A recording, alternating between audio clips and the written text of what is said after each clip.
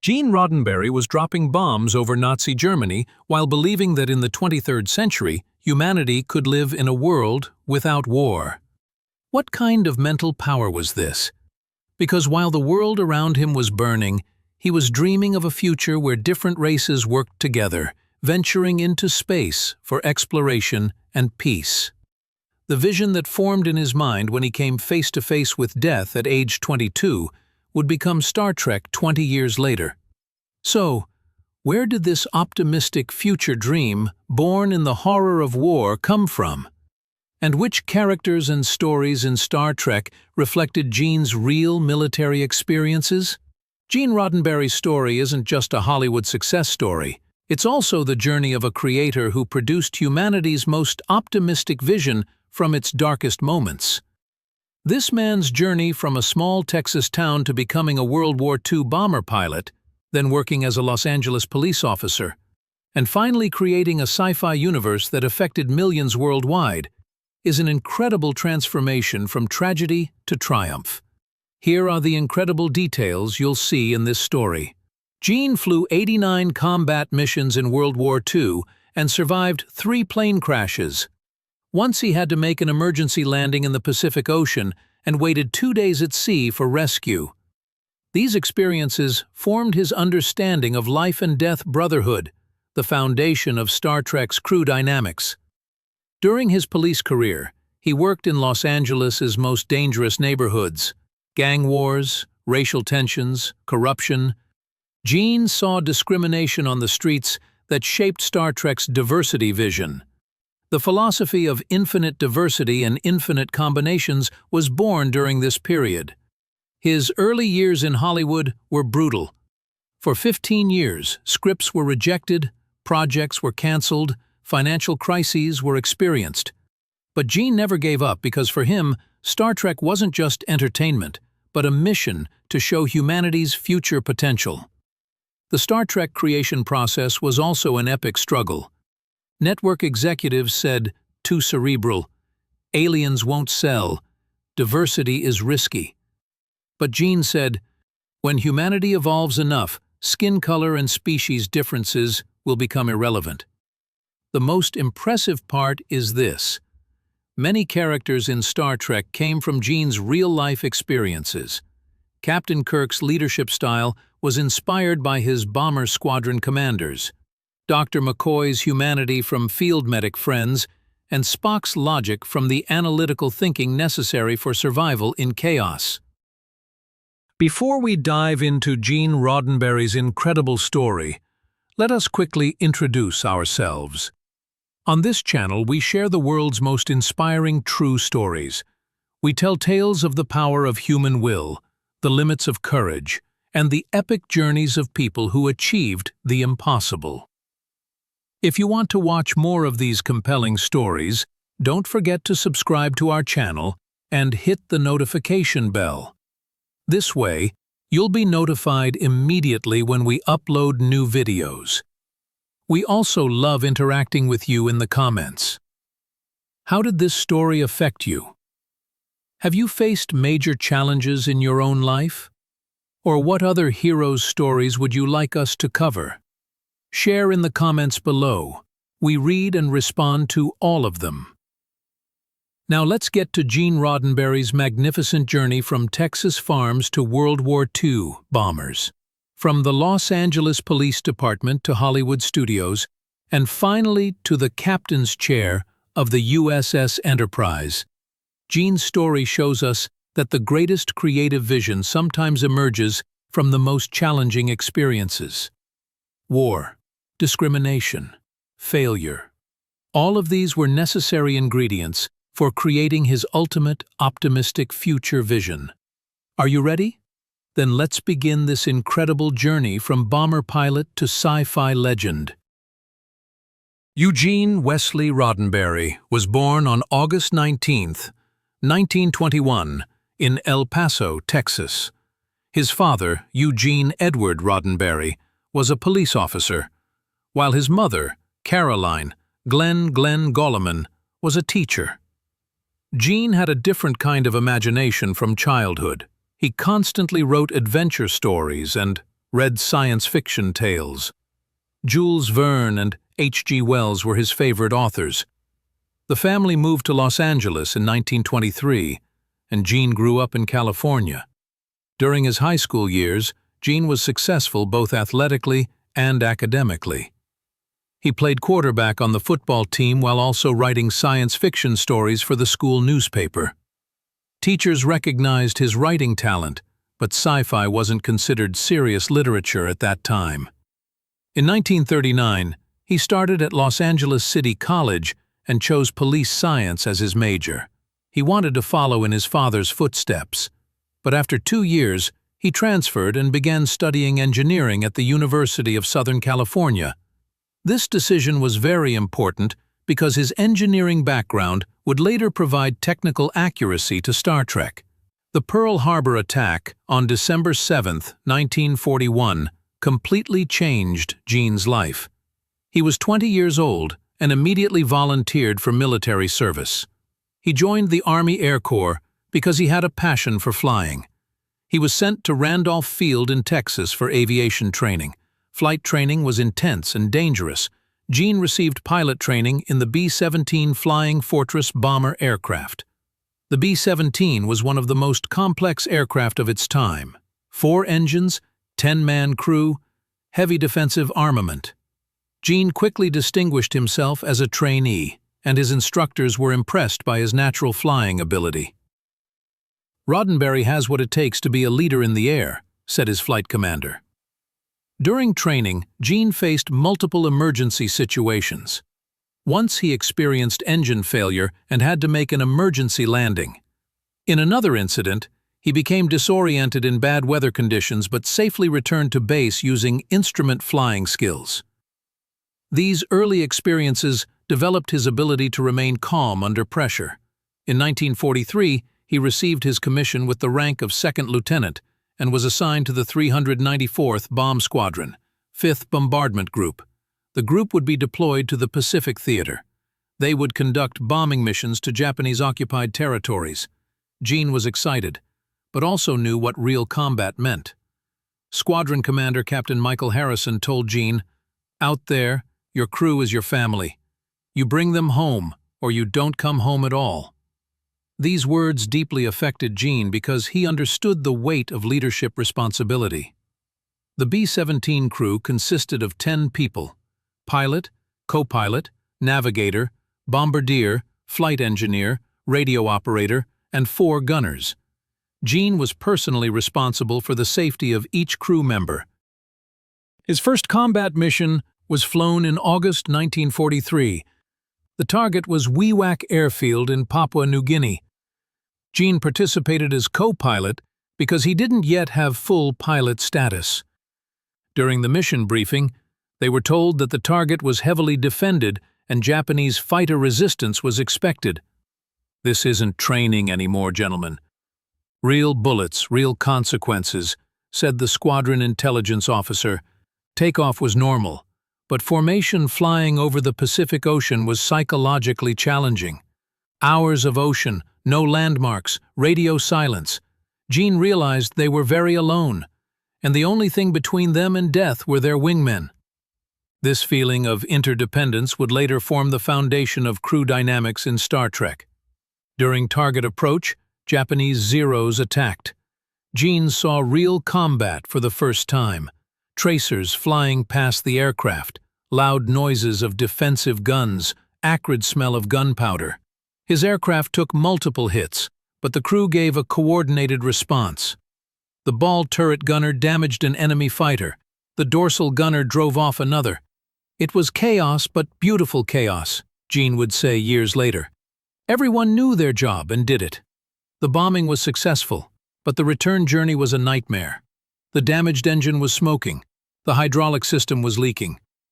Gene, as co-pilot, implemented emergency procedures and assisted the pilot. They successfully returned to base, but barely. They experienced landing gear malfunction and had to make an emergency landing.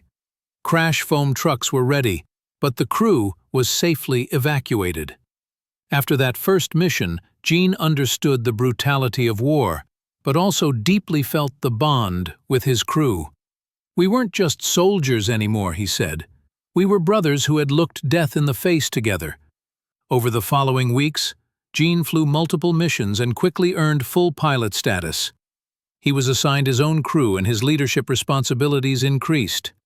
His crew consisted of co-pilot Jim "Lucky" Sullivan, navigator Danny Rodriguez, bombardier Mike O'Connor, flight engineer Sal Benedetto, radio operator Tommy Chen, and gunners Eddie Williams, Frank Kowalski, Pete Nakamura, Bobby Jackson.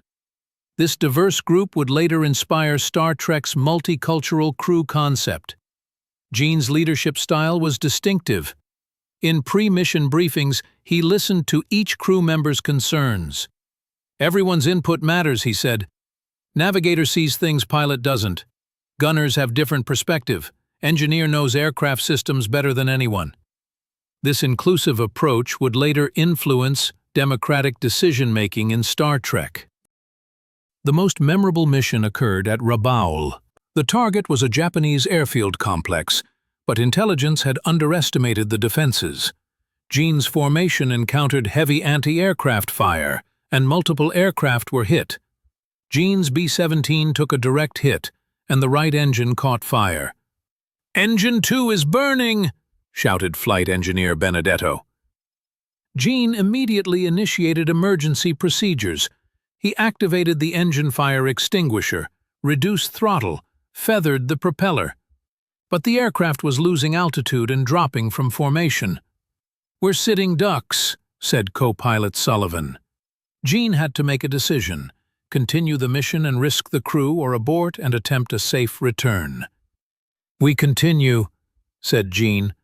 "Target's too important. We can make it." The crew trusted his judgment and the mission continued. They made their bombing approach on a single engine and successfully hit the target. The return journey was challenging, constantly losing altitude, increased fuel consumption, vulnerable over enemy territory. Halfway home, co-pilot Sullivan spotted Japanese fighters approaching. "Bandits! 2 o'clock high!" he alerted. Gene started evasive maneuvers, but with a single engine their options were limited.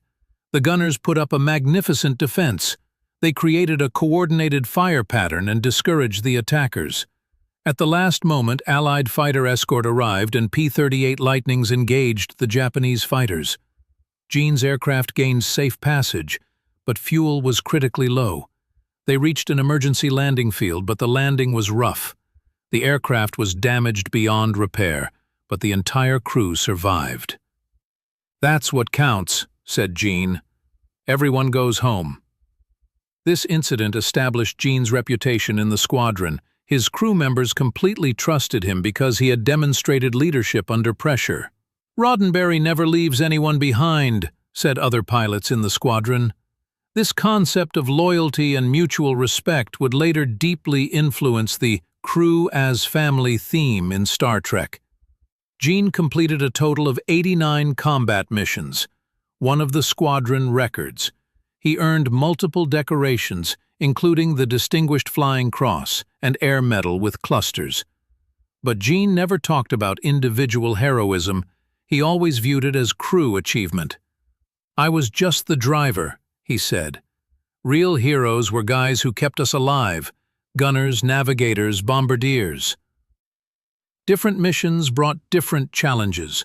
Long-range missions to Truk Lagoon required fuel management. High-altitude missions to Japanese strongholds caused oxygen problems. Low-level missions to shipping targets posed extreme danger. Each mission tested Gene's adaptability and resourcefulness. On one particular mission, their navigation equipment malfunctioned, and they became lost over the Pacific Ocean. Radio contact was lost, and fuel was running low. Gene used celestial navigation. He determined direction by reading the stars. "Like ancient mariners," joked navigator Rodriguez. This improvisation ability would later influence the "making do with what you have" theme in Star Trek episodes. On another dangerous mission, Gene's aircraft sustained severe flak damage and multiple crew members were wounded. Medical supplies were limited, but Gene used his first aid training and treated the wounded crew members. He successfully returned, and all wounded crew members recovered. This concept of caring for crew would later contribute to Dr. McCoy's compassionate medicine approach. Gene observed that there was a tendency toward dehumanization in war, seeing the enemy as less than human, but Gene adopted a different approach. "They're soldiers too," he said about Japanese pilots, "fighting for their country, just like us." This humanistic perspective would later influence the "understanding your enemy" philosophy in Star Trek. When the war ended in 1945, Gene's squadron celebrated but also felt melancholy. "We survived when so many didn't," Gene reflected. This survivor's guilt was common among veterans, but Gene maintained a positive perspective. "We have a responsibility to make their sacrifice meaningful." The post-war period was challenging for adjustment. Gene returned to civilian life, but found it difficult to adapt to normal routine. The transition from flying combat missions to desk jobs was dramatic. He used the GI Bill to take writing courses at Columbia University. "Maybe I can use words instead of bombs to change the world," he thought. In 1947, he joined the Los Angeles Police Department. Police work was a natural fit for Gene because it provided action, a sense of duty, and public service. He started as a patrol officer at LAPD and was quickly promoted to detective rank. He specialized in gang investigations and organized crime cases. "The skills are transferable," Gene observed. Reading situations, making quick decisions, working with a team. The LAPD years significantly expanded Gene's worldview. Los Angeles was a diverse metropolis, but racial tensions were high. Gene daily witnessed discrimination and social injustice. Police corruption existed, and Gene struggled with the system's flaws. "We can do better," he believed. "Humanity can evolve beyond this." One particular incident deeply affected Gene. A Mexican-American suspect had been wrongfully arrested due to racial profiling. Gene investigated the evidence and discovered the truth. Despite pressure from colleagues, Gene testified to the truth, and the suspect was cleared. This established his principle that truth matters more than convenience. During his police career, Gene continued writing. In the evening hours, he wrote scripts and submitted short stories to magazines. Several pieces were published, and he received positive feedback. He increasingly recognized that his writing talent was real, and he could possibly make a commercial career. The TV industry was expanding in the 1950s, and new content was constantly needed. Gene began writing spec scripts and submitting them to established shows. Rejections were frequent, but occasional acceptances encouraged him. He wrote episodes for series like Have Gun Will Travel, Highway Patrol, and Naked City. In 1956, Gene made a life-changing decision. He quit LAPD and committed to being a full-time writer. The financial risk was significant, but Gene was confident in his message. "I want to write stories that matter," he declared. Entertainment can educate. The early Hollywood years were financially challenging. Gene faced multiple rejections and financial pressure mounted, but he maintained a specific vision, creating intelligent science fiction, not just space adventures, but stories that explored humanity's potential. In 1964, the breakthrough moment came. He pitched the Star Trek concept to NBC. He used the description, "wagon train to the stars." The combination of exploration, adventure, and social commentary seemed promising. Initial interest was expressed and pilot development was approved. The Star Trek creation process culminated all of Gene's previous experiences. Military leadership experience informed character dynamics. Police work provided social justice themes. Writing skills had developed storytelling techniques. Engineering background assured technical credibility. In developing the Captain Kirk character, Gene combined multiple influences: leadership style from squadron commanders, command presence from crew relations, decision-making under pressure from emergency situations. Kirk represented the best qualities Gene had observed in military leaders. Mr. Spock's creation was more complex. The logic-emotion balance was essential in the military. Emotional decisions could be fatal, but pure logic could ignore human cost. Spock embodied this balance. The Dr. McCoy character reflected Gene's compassionate side: medical care for crew members, preservation of humanity in brutal circumstances, healing both physical and psychological wounds. McCoy represented the caring aspect of leadership.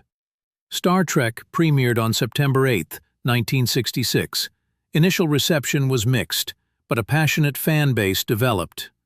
Gene realized he had created something special. Correspondence poured in from fans, many expressing gratitude for the optimistic future vision. The series lasted 3 seasons, but had immediate cultural impact. NASA astronauts publicly endorsed Star Trek and acknowledged that it inspired space exploration. College students embraced the diversity message. International audiences appreciated the universal themes.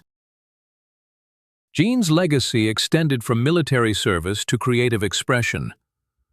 War experience taught him the value of teamwork, the importance of moral leadership, and the need for hope in dark times.